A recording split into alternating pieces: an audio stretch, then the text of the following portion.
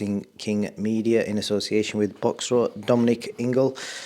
Dom, thank you for your time again, Sunday afternoon. Not seeing you in the new year. You had a good Christmas and New Year? Yeah, not too bad. Been busy over Christmas. I've been to Dubai, I've been to Marbella, working with clients on this, exercise and diet thing, what we're doing. So it's been quite busy for me. It's been non-stop, but, back to reality now, back in Sheffield and back to the grind. So just, if I heard that right, you've been flown out to Dubai and Marbella. Yeah, I've got a couple of clients out there who want to get in shape. Obviously, they've seen the stuff going off on my social media on Instagram. People losing weight, massive amounts of weight, a stone a month, changing their lives around. So I've had a couple of contacts out there. I've been out, talked to a few people, set up a few plans, and it's a great lifestyle travelling around, telling people how to keep fit and staying alive. It's very easy for me. Is the passion still there for training? I'm going to come on to the stuff we're here for, but I'm just curious, is the passion still there for training, or is that like a newfound thing that you're more interested in? You know what? I've always done diet and exercise for other people, but boxing's just consumed a big part of my life because I've had high-level fighters at the minute. It's a bit calmed down. Obviously, Kell Brook's still trying to make his mind up whether he's going to box again. Boxing's taken a bit of a dip, to be honest. When you think about it, in the last 12 months, it's nearly 12 months since Kell boxed Khan. And there's been one or two decent fights. Tyson Fury's box, Anthony Joshua. And we've nearly done a full year, and we've just had Eubank and Smith. And I think it's almost probably a year since Eubank beat Liam Williams. So there's not a great deal of happening in the boxing world from my perspective anyway. And it's going to be interesting what 2023 brings, because I don't know if there's any really big fights in the UK to be made, to be honest. Interesting stuff. And as always, if anyone wants any diet advice and want to get into shape before the summer arrives, hit up Dominic Ingle on Instagram. Dom, I want to speak to you about the big fight yesterday. But before we talk about the fight, I just want to ask you, did you watch any of the build-up during the week? I watched a little bit. I watched the Eubanks and Liam Smith with the banter about us, trying to pass Chris Eubank off as gay and Eubank having to go back at him. Totally unboxing related, to be honest. And then, Eubank's coming in with the armband on, and I don't know why he's bringing in, I don't even know what it's called, LGBT or something, is it? Bringing them people in. It's like, what do you need them on your side for? Why is he going down that route? It's nothing to do with boxing whatsoever. So I didn't think it was very good taste, to be honest. So I know a bit's been going on, but to be honest, look, I wasn't particularly that interested in that fight, to be honest. I don't particularly rate Chris Eubank, I never have. Liam Smith, obviously a different kettle of fish. He comes from a fighting family. He's well grounded in boxing. So I didn't really have much interest for the fight, to be honest. So the initial press conference, you just touched on it there. It seemed quite respectful, and then obviously in the heat of things, Liam Smith suggested that Chris was gay because he'd not seen him with a female before, and then Chris responded and said, at least I don't cheat on my wife. It was kind of similar to what we saw between Khan and Brook, because Amir Khan kind of made the same sort of suggestion towards Kell Brook. The funny thing is that the press conference was in the same venue as Khan Brook as well. Yeah, I mean, look, it was. I was thinking the same myself, but what you've got to remember is that from what I remember, it only got personal when Amir Khan started making it personal. I think he actually aimed it at me and he went, yeah, well, talking about bodily fluids or, drinking sweat or whatever. And then he started insinuating that Kell was gay, which was a bit strange. And there was really no need for it. And that's when, then we got into that kind of banter.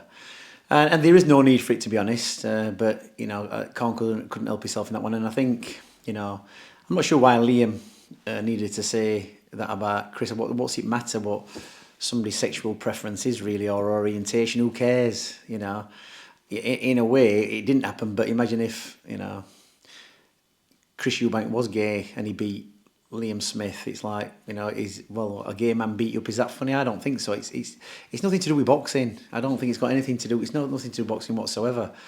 So it was a bit bad taste, really, and I don't think it was needed. But at the end of the day, Liam did the job, and he put his money where his mouth was. what did you make of, just last before we jump onto the fight, what did you make of the fact that when Chris did turn up at the weigh-in, whether it was mind games, whether he was trying to make a statement with the armband on? I don't, with what, sorry? With the rainbow armband. I don't get it. Why? I just don't get what's he got to do with boxing. Like what? It's like coming on with a pair of sunglasses and a white walking stick and supporting blind people. What's it got to do with boxing? It's like it's not related whatsoever. Why is everybody jumping on this rainbow flag thing? My dad used to say, look, whatever people want to do behind closed doors, let them get on with it. Whatever the view is, you have that view, but don't be forcing that kind of stuff down everybody's neck. It's the same with racism. It's the same with everything. There's always going to be people who want to be victims of something. We can all be victims if we want. Let people get on with their own business. If that's what they want to do, they want to be gay, lesbian, whatever it is, use pronouns, let them get on with it. But don't be pushing it on people who aren't interested. It's like religion. If you're religious and you want to be your Islam and I'm a Christian, who cares? That's his choice. Whether yours is right, it's not even a case of who's right or wrong, is it? Religion's religion. It's what you want to believe. If you want to believe, that's fine.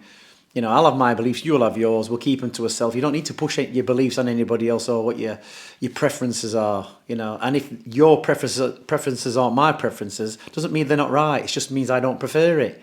So I just don't get why they're bringing this into boxing. It's a bit ridiculous, to be honest.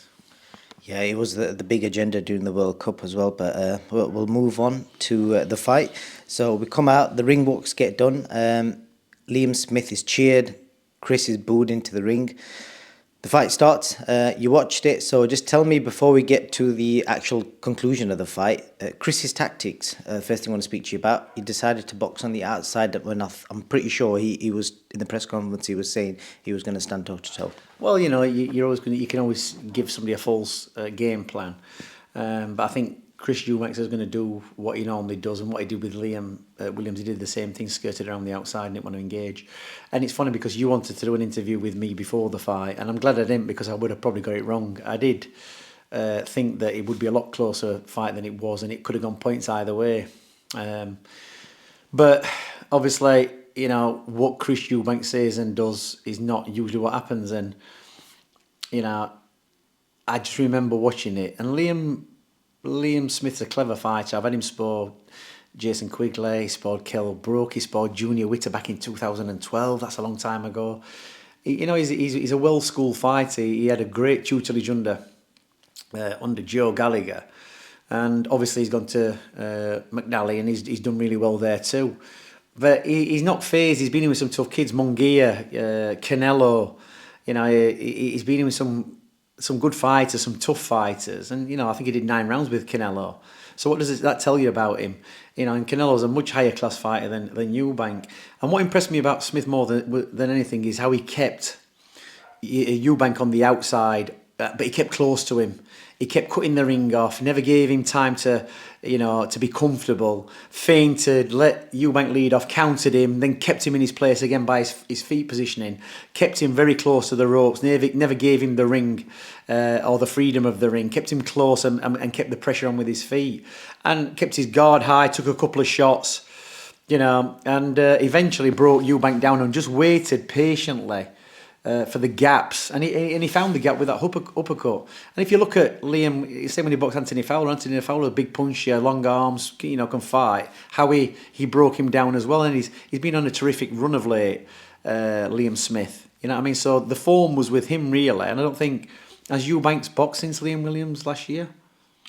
No, so he's been out for 12 months. So Liam's had the momentum. He's kept in the gym. He's kept it real. Stuck to the boxing. He's been boxing, I would have guessed, from around about 10 years old. He's just got that boxing built into him. Where, like I've said all along, I don't want to be, sounding like one of these who said "I told you so," but it's a different kettle of fish. Liam Smith's had to use his ability as a boxer being in Liverpool, and let's be right.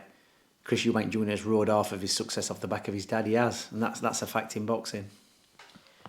With regards to the tactics, he's had Roy Jones Jr. in his corner, I think 2, maybe 3 times, but every time Roy has been there, he's decided to box on the outside. Do you think that was a case of him trying to employ that Roy Jones Jr. style, or is that just the tactics Roy's employed in him?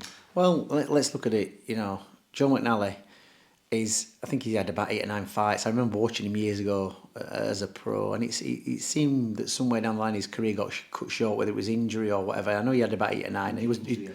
Sorry? Injury. Yeah, he must have been, because he was doing really well. He was beating everybody. He boxed a guy called Graham Delahidi, who was very, very tough. Early on, he was a tough kid, and he beat him.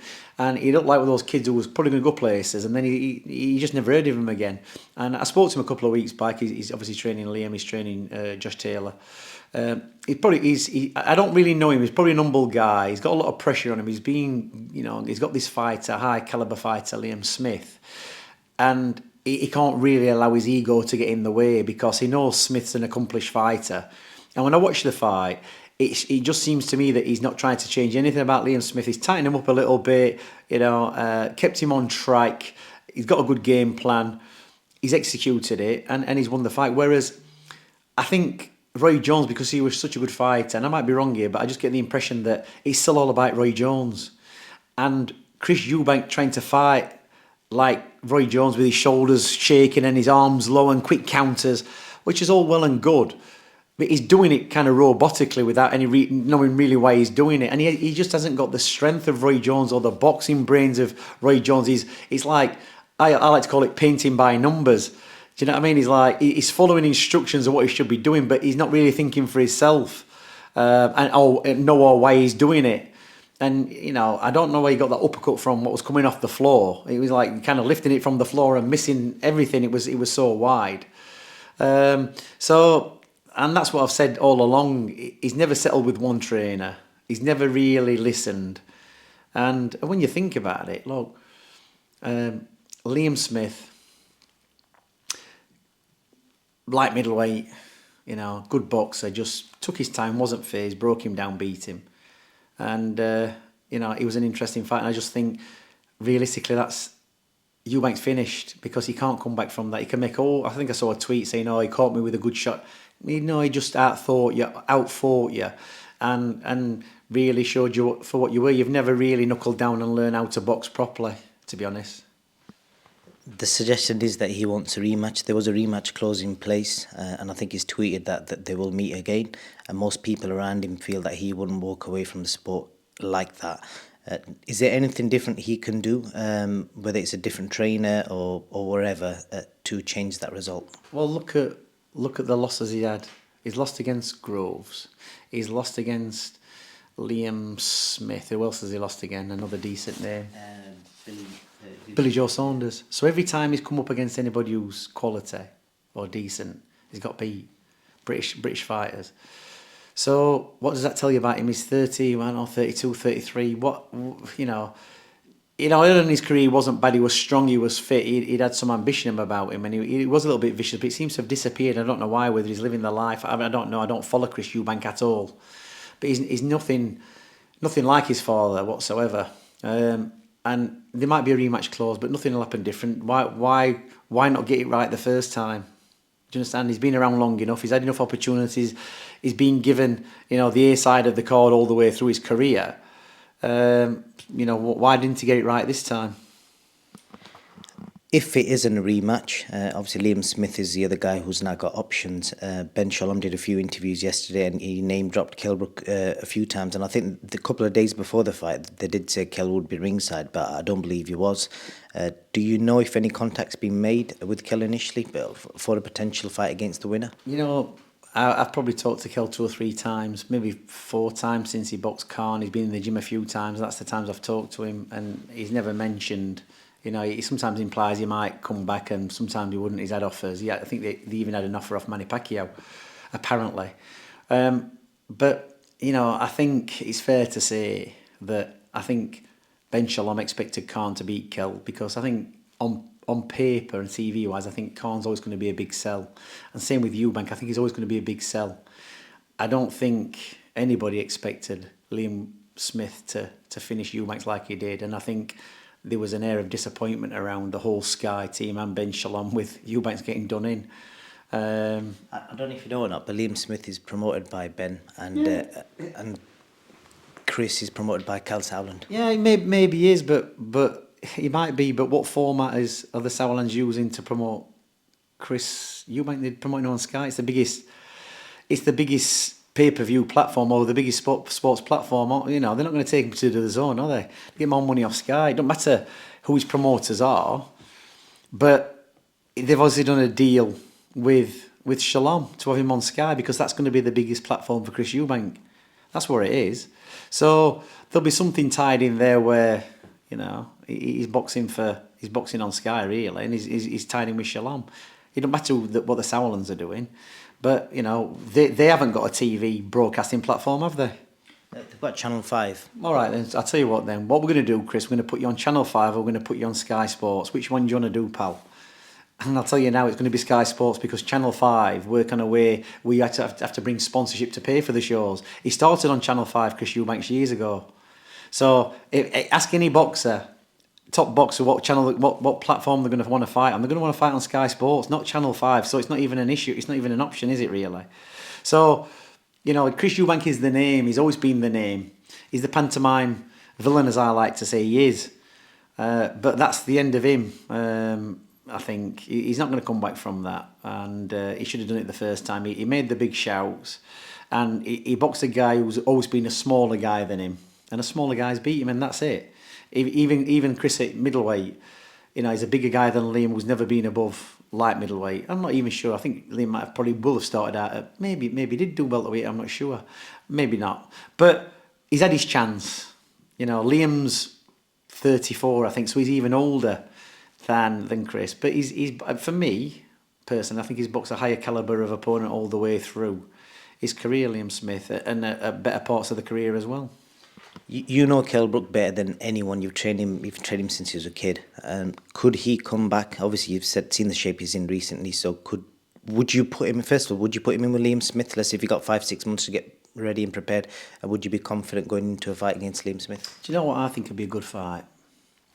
I think a good fight would be Billy Joe Saunders against Liam Smith, because Billy's beat Chris Eubank, Liam's beat him.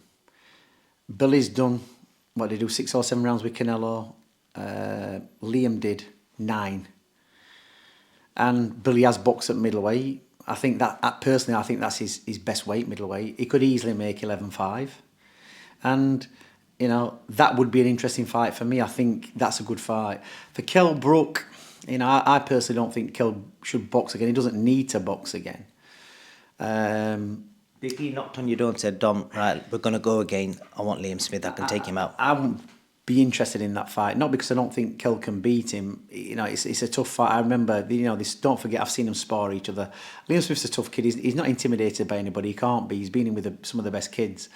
So, but it's not really a fight that Kell needs to have. He's probably not interesting enough for Kell, because Kell does have to have a bit of malice in things. He's got to have a bit of a grudge now at the age. He's got to be something more than money and winning to motivate him. It's got to be like a personal thing. That's why it works so well against Amir Khan. And when I've had talks with Kell, and he said, you know, the fight's what really interests me is Conor Benn, because you know, he's Nigel Benn's lad, and he's got this big name of being a big puncher, and they sparred together. And I think, you know, when they sparred, I think Conor was in a good place, Kell wasn't in a great place physically, and I think it was quite a good spar.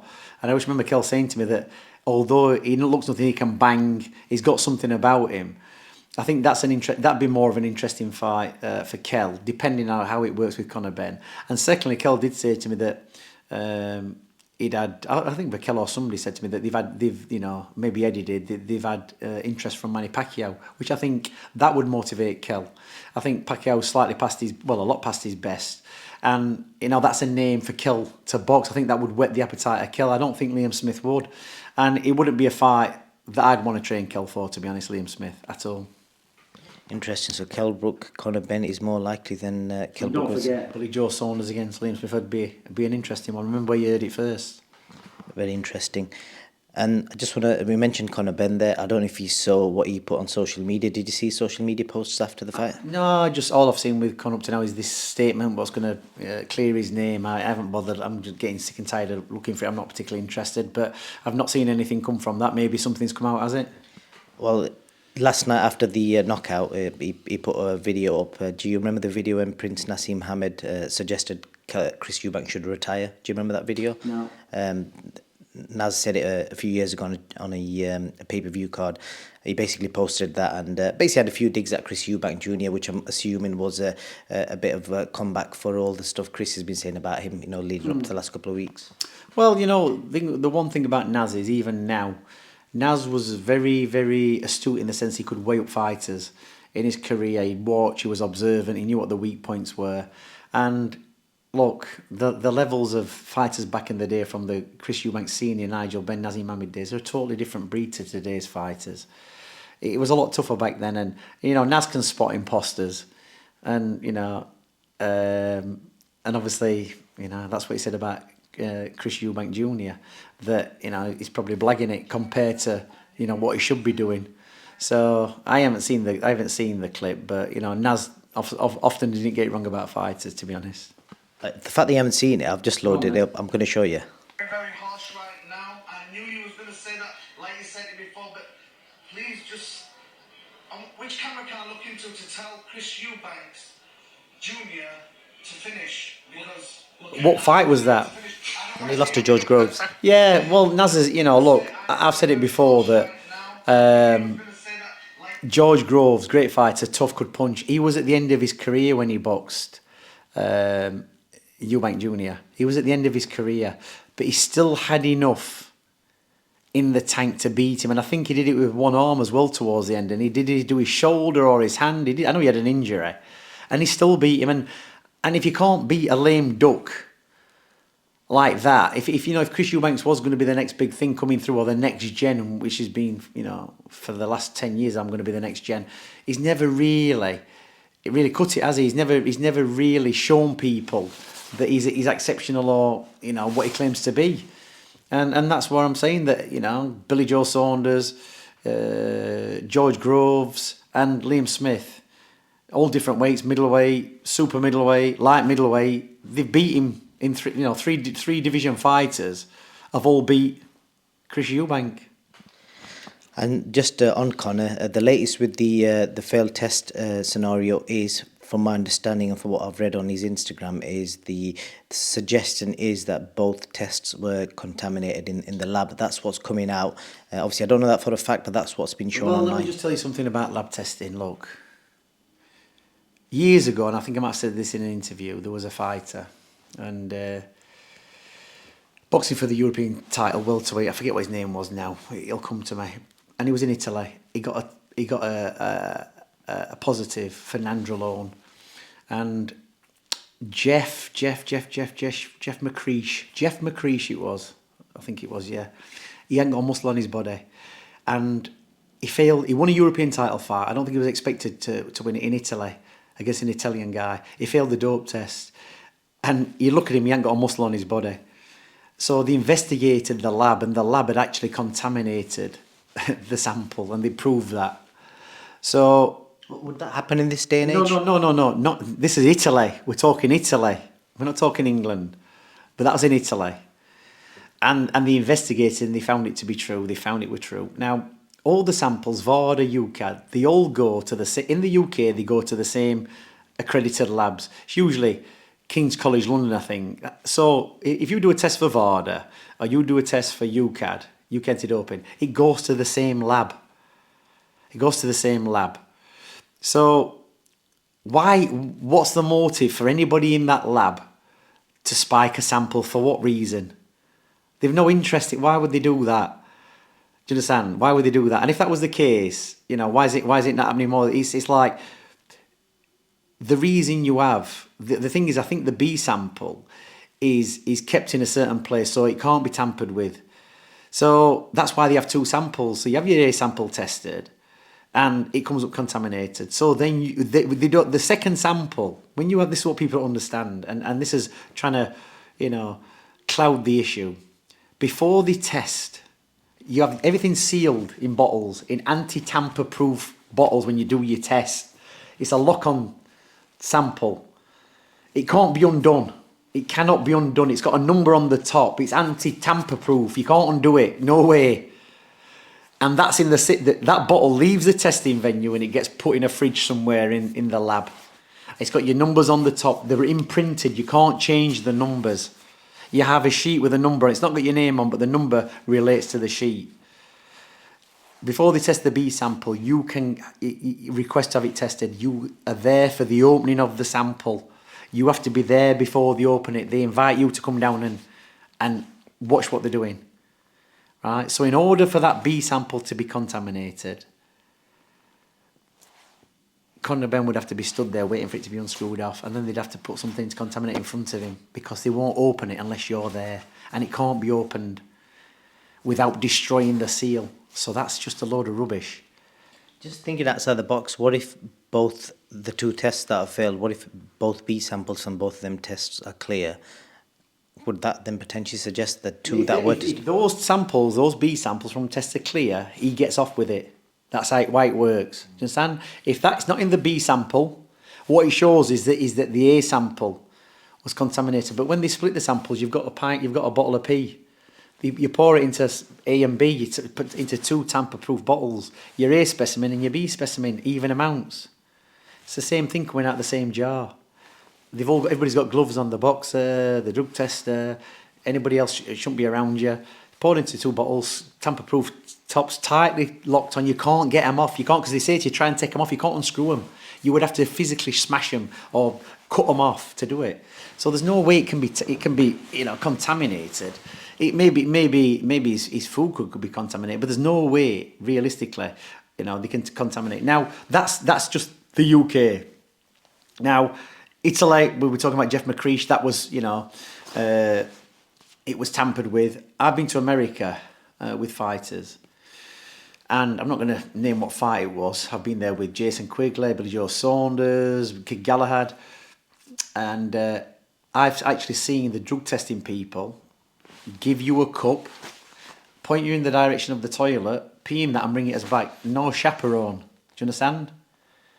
So you're not chaperone when you're doing that sample, and then they test it. That's the sometimes the standard of testing in America. But in England, when you do Vada and when you do UCAD, I've done both procedures, and those bottles are tamper-proof. You cannot take them off without realising somebody's tampered with it. So as far as saying his B sample's been contaminated, it's just a load of baloney, isn't it?